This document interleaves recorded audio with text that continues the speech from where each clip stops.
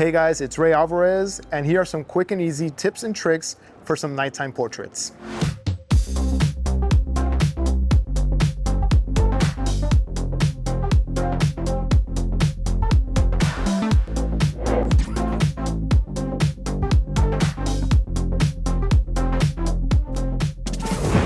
So you guys think that daytime lighting is tough. It could be a little tougher at nighttime, but we're gonna make it very simple. And today we're gonna be using the Westcott Ice Light version 3. And the first thing that I like to do is I like to look around and just look at the area that we're working with and seeing what's behind the model, what's in front of the model, what kind of available light I have to me in the area. And we're gonna be starting with Nicole here. She's gonna be standing right here. And as you can see, there's some ambient light coming from the street lamp right here to her left, which is shining on this side of her face. And I'm gonna be using my Westcott Ice Light version 3 to fill her in on the right side. So one of the things that we're gonna start with first is dialing in my camera settings and framing Nicole to see what we have available to us. I like to shoot wide open. So I'm gonna be starting with f1.4. And while I'm framing Nicole, I'm taking a look around her, seeing what's behind her. And what I'm possibly gonna do is fill in her right side with the ice light because most of the light is coming in from the street lamp to her left. So now that I know what I'm working with, I'm gonna place this light here to her left side. And the first thing I'm gonna do is control the lighting with my Westcott app. And once I have it on, I turn on the light. Now, keep in mind, since we're shooting outdoors and we're shooting at nighttime, I like to start off with a very low power setting. So I'm gonna bring the intensity to about 10% and start off with that. Now, before we get started, I want you guys to take a look at where the light is spilling on her and pay close attention to where the light is landing on her face and her body. It gets a little softer when I work away, and then it gets a little brighter. And also pay attention to how strong the light spills on her as I get closer and as I get farther. So these are things that you have to pay attention to whenever you're placing light. Now we're gonna get started. We're gonna be looking for shadows and seeing if that light is spilling on her correctly. And in this case, I feel like there's too much light on her left side. I'll take a sample shot for you guys. And in this photo, you're gonna see that there's just too much light on her right side. So I'm gonna bring the light a little bit more in front of her so it can wrap around her face entirely. And I think that looks a little bit better right there. Let's take a quick test shot real quick. I think that looks good.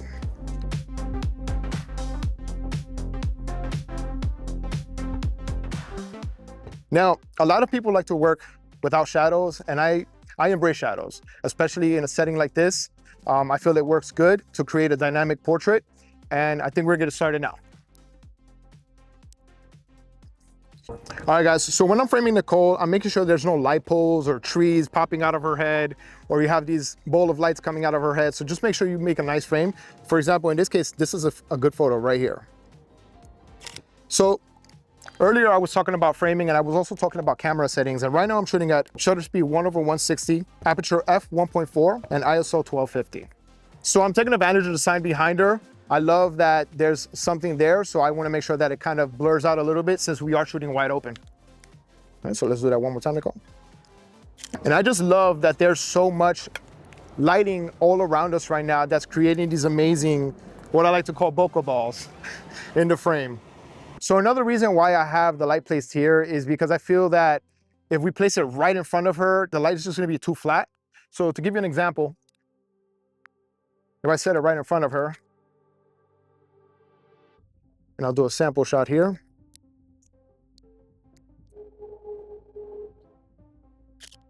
That to me is just a little too flat. I don't like how there's no dimension in her face now that the lighting is placed there, but let's go right back to where it was before to show you the difference. And with the ambient lighting combined with the shadows and the ice light, now you have dimension in this portrait.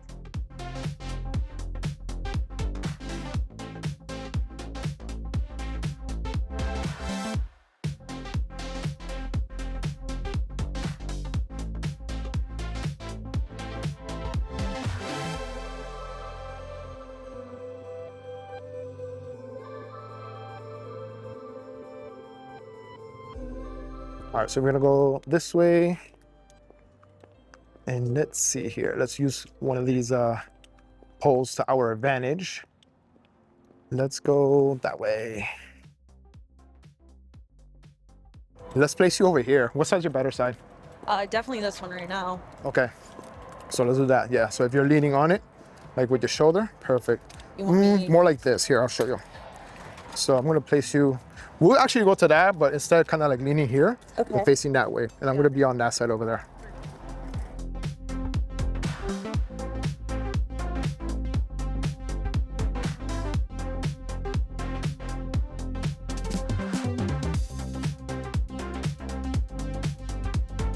So now I'm gonna actually take Nicole, set her up on that side of these pillars, and then I'm gonna introduce a secondary ice light. All right, so let's go this way, Nicole. I'm gonna stand right around here. What I'm gonna essentially do is I'm gonna stand on that side. I'm gonna kind of shoot through these holes there. So facing that way a little bit for me. There you go. I'm gonna set this light right here. All right, now I'm gonna go get my second ice light.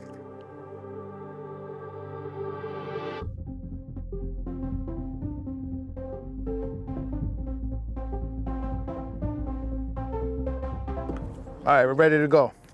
So I just placed my secondary ice light between these two pillars here, and I'm gonna try to play around with something. I want these colors to show right here, while I also have to lift the power on the ice light number 1 in order to see Nicole a little bit better.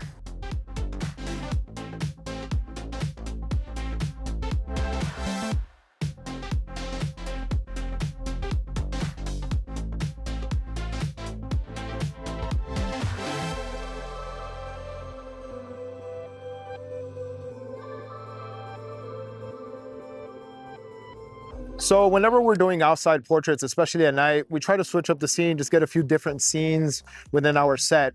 So we ended up coming here, and one of the first things that caught my attention was the lighting here on the ground.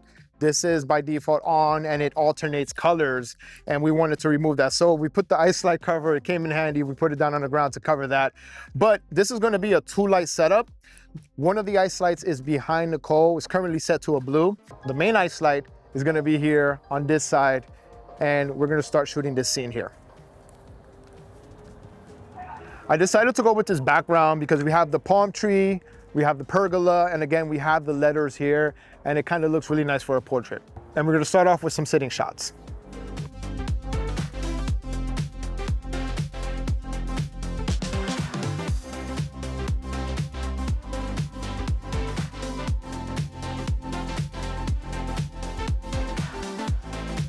All right, so I decided that we should switch up the scene a little bit, and I'm gonna be using and taking advantage of the Westcott mag thread, which goes right behind the ice light.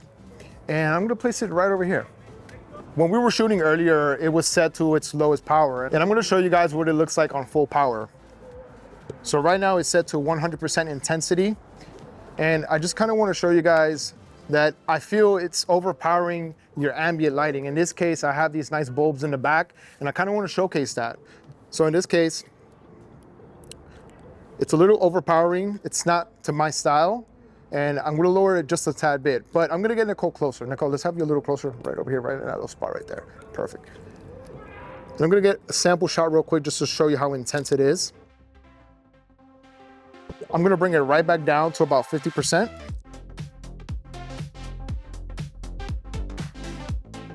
Let's see what that looks like.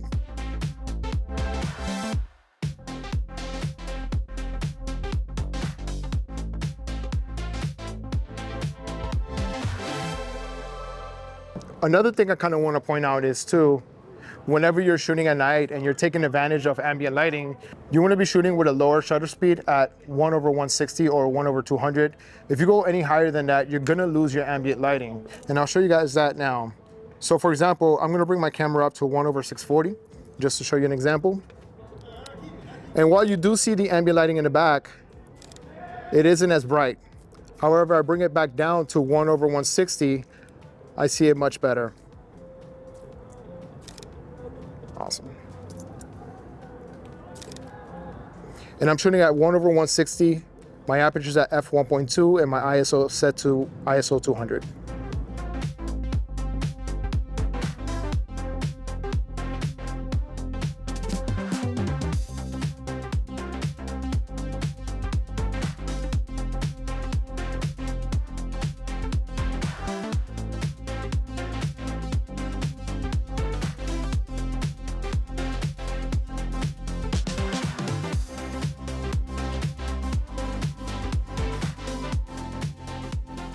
So as we were walking, I really found this one spot here where I saw the triangle shape back there, and I wanted to do kind of like leading lines. So I had Nicole sit here, and I really liked this shot.